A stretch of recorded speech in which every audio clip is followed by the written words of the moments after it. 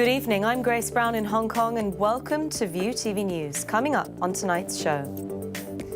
Facing questions over the fugitive bill in LegCo, Security Secretary John Lee says he can't convince everyone to trust mainland authorities.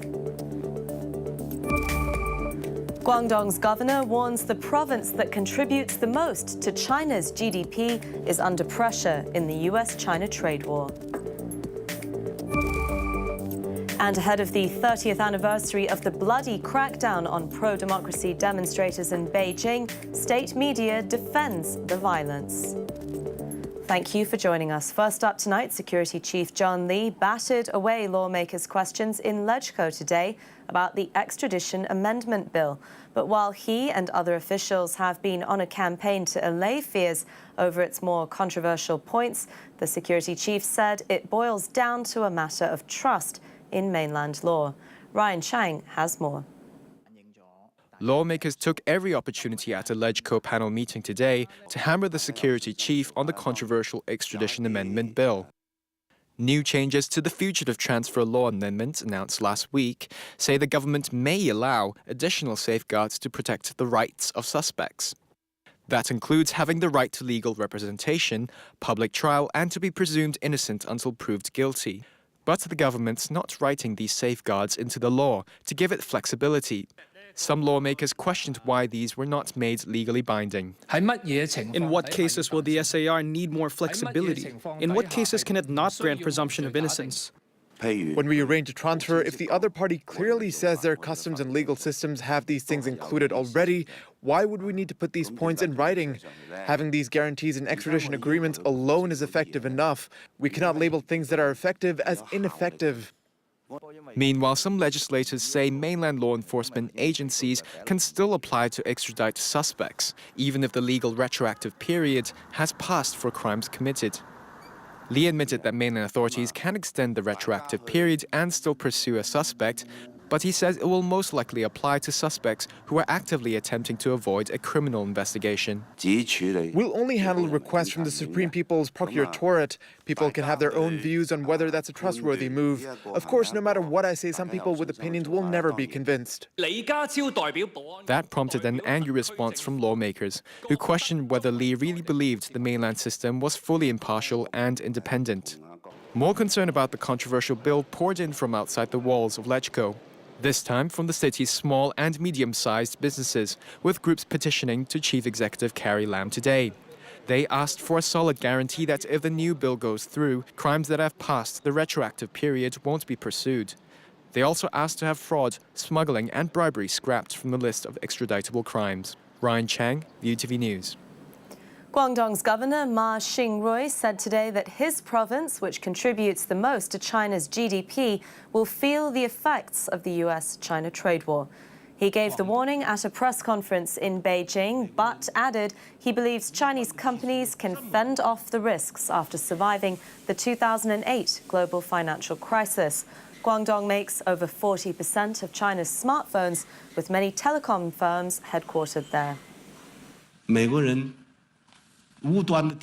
The largest impact will be on the market economy. It's terrible. Guangdong is not immune because we are a major trade province.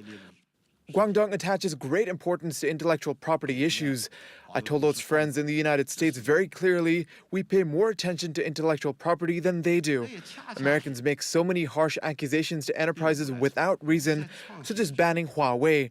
That is exactly why we should strive to innovate and develop. Tomorrow marks 30 years since a bloody crackdown on pro-democracy demonstrators in and around Tiananmen Square. While it's rarely mentioned on the mainland, state media have defended the event, saying June 4th immunized China against turmoil. Our correspondent Samantha Vadas has more from Beijing. Well, in a statement likely to infuriate Beijing, Taiwan today said China must sincerely repent for what happened here 30 years ago when Chinese troops opened fire to end student-led unrest. It also urged authorities to face up to the historical mistake and sincerely apologise as soon as possible, adding that Beijing had been telling lies to cover up the events of 1989 and distorting the truth. Now, Taiwan tends to use this anniversary to criticise China and call for it to come clean. While there was no immediate response from Beijing today, the Global Times said that June the 4th had immunised China against turmoil. It also said it's become a faded historical event, blasting dissidents and those outside the country who keep talking about it, suggesting nobody in China is interested in dragging up the past. Now, there'll be no public commemorations here on the mainland tomorrow. That's because it's banned by Chinese authorities. They've also never released a death toll, but estimates from human rights groups and witnesses range from several hundred to several thousand. A new University of Hong Kong poll found 60% of Hong Kong people want Beijing to overturn its official stance on June 4th. HKU's Public Opinion Programme survey out today interviewed over 1,000 Hong Kongers in late May. More than half say Beijing students did the right thing on June 4th and that the government was in the wrong. More than a third also believe the human rights situation in China is worse than in 1989. HKU's Public Opinion Programme is shutting down at the end of June. This is their last June the 4th survey. Hong Kong home prices are now 126% higher than during the 1997 property bubble. That's according to Financial Secretary Paul Chan today, who said apartment prices climbed for 4 straight months since January. In a LegCo meeting, Chan said the rebound was due to easing concerns over the US-China trade war and the US Federal Reserve's decision to hold off on interest rate hikes. Chan also told lawmakers property transactions have jumped, now averaging $5,400 a month. He added that the mortgage-to-income ratio remained 69%, a figure he describes as excessively above what the public can afford. Coming up next, the latest from the world of business.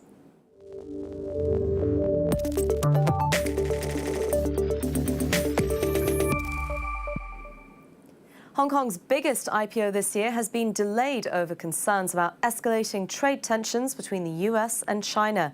According to Reuters, logistics property developer ESR Cayman was due to launch today in an initial public offering worth up to $1.4 billion.